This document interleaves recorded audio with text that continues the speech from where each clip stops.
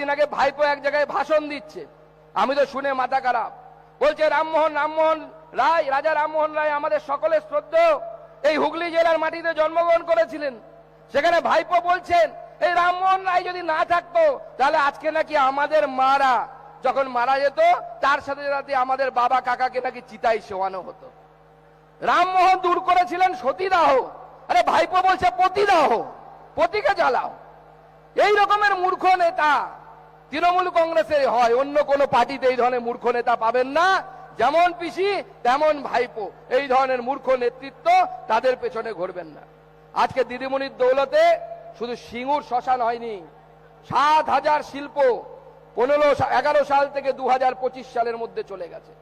আর দেখুন নরেন্দ্র মোদীর নেতৃত্বে আমরা কি পাচ্ছি।